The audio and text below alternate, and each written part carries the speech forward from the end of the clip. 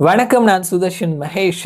தமிழக அரசியல் களம் வேகம் எடுத்து போயிட்டு இருக்குது. திமுக மகளிர் அணி மாநாடு அப்படின்னு சொல்லி ஒரு பிரம்மாண்டமான மாநாடு ஒண்ணு சமீபத்துல நடத்தி முடிச்சிருக்கிறாங்க. ஸோ அதற்கு ஒரு 2 நாளைக்கு முன்னாடி தான் காங்கிரஸினுடைய ஸ்தாபக தினம்.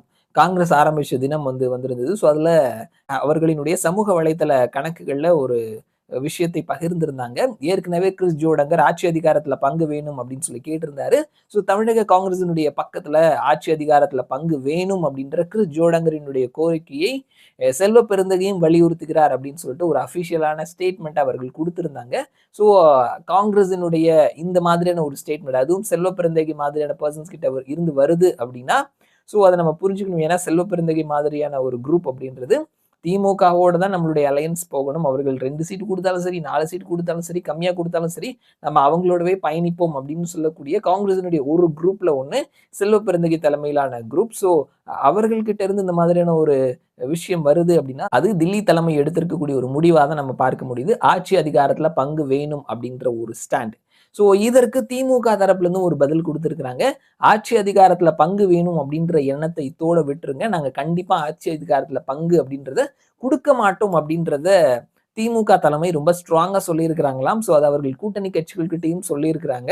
காங்கிரசினுடைய தலைவர்கள்ல ஒருவரா இருக்கக்கூடிய ப. சிதம்பரம் சமீபத்துல முதல்வர் மு.க. ஸ்டாலினை சந்தித்து பேசியிருக்கிறாரு. ஸோ அப்பதான் இந்த ஒரு விஷயத்தை சொல்லியிருக்கிறாங்க.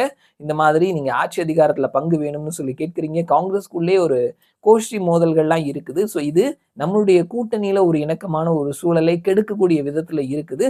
அவரு பிரவீன் சக்கரவர்த்தி இந்த மாதிரியான பர்சனை மனதில் வைத்துட்டு சொல்லியிருக்கலாம். ஸோ இந்த மாதிரியான விஷயங்களை காங்கிரஸினுடைய தலைமை கிட்ட சொல்லி இதெல்லாம் களையறதுக்கு முயற்சி பண்ணுங்க. அதே நேரத்துல வந்துட்டு கூட்டணி, ஆட்சியில பங்கு, அதிகாரத்துல பங்கு இந்த மாதிரியான கோஷங்கள் இப்பெல்லாம் எழுப்பாதீங்க. ஸோ இப்படியெல்லாம் நீங்க கூட்டணிக்குள்ள இருந்துகிட்டே இந்த மாதிரியான வாய்ஸஸ் ரைஸ் பண்ணும் பொழுது பொதுமக்கள் கிட்ட திமுக மெஜாரிட்டியை பிடிக்காதோ அப்படின்ற ஒரு எண்ணத்தை உருவாக்கிடும். ஸோ அது தேர்தல்ல வெற்றி பெறுவதை தடுக்கக்கூடிய ஒரு விஷயமா இருக்கும். கூட்டணியில தொகுதி பங்கீட்டுல சீட் வழங்குறதுல நம்ம சரி பண்ணிக்கலாம். உங்களுக்கு தேவையான சீட்ஸ் நாங்க குடுக்குறோம். ஆனா ஆட்சி அதிகாரத்துல பங்கு அப்படின்றத நீங்க யோசிக்காதீங்க. அது வாய்ப்பில்ல அப்படின்ற மாதிரி திமுக தலைமை சொல்லியிருக்கிறாங்களாம். ஸோ அதாவது உங்களுக்கு சீட்ஸ் கூட இதற்கு முன்னாடி போட்டியிட்ட இடங்களை விட அதிகமா கூட தர்றோம்.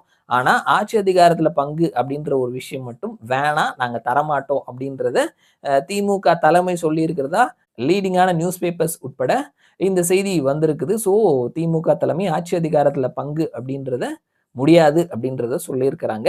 இதை ப. சிதம்பரம் நான் தில்லி தலைமை கிட்ட சொல்றேன், பேசுறேன் அப்படின்ற மாதிரி சொல்லியிருக்கிறாரு. ஸோ தில்லி தலைமை இந்த ஒரு ரெஸ்பான்ஸுக்கு என்ன மாதிரி ரியாக்ஷன் கொடுக்க போறாங்க? சரி நம்ம திமுக கூடவே பயணிப்போம் அப்படின்ற மாதிரி சொல்றாங்களா? ஏன்னா ஏற்கனவே அவர்கள் கிறிஸ் ஜோடங்கர் சொல்லியிருந்தது ஒரு பக்கம் இருந்தாலும், செல்வ பெருந்தகையை வைத்தே சொல்ல வைத்திருக்கிறார்கள் அப்படின்னா, அவர்கள் ஒரு ஸ்ட்ராங்கான முடிவு எடுத்திருக்கிறாங்க அப்படின்ற மாதிரி தான் பார்க்கப்படுது. திமுக தலைமையினுடைய இந்த ஒரு முடிவை அவர்கள் எப்படி ரிசீவ் பண்றாங்க? அப்போ தொகுதிகள் அதிகமா தர்றோம் அப்படின்னா, எவ்வளவு தொகுதிகள் வரைக்கும் கேட்பாங்க? அது முடிவாச்சுன்னா திமுக தலைமையோட பயணிக்கிறதுக்கான வாய்ப்புகள் இருக்குது. இல்ல தொகுதி பங்கீடுலயும் அதிகமான தொகுதிகள் குடுக்கல அப்படின்னா, அவர்கள் பிளான் 2வை செலக்ட் பண்றதுக்கான வாய்ப்புகள் இருக்குது. டிவிகே கூட போறதுக்கான வாய்ப்புகள் இருக்குது. ஸோ ஓப்பனா திமுக தலைமை அவர்களினுடைய முடிவ சொல்ட்டாங்க. இவர் தில்லி கிட்ட போய் கேட்டுட்டு சொல்றேன்னு இருக்கிறாரு. என்ன சொல்றாங்க? என்ன மாதிரியான டிராமாஸ், என்ன மாதிரியான மாற்றங்கள் வரக்கூடிய நாட்கள்ல நடக்குது அப்படின்றத வெயிட் பண்ணி பார்க்கலாம். மறுபடியும் நான் உங்கள இன்னொரு வீடியோல சந்திக்கிறேன். அதுவரைக்கும் நன்றி.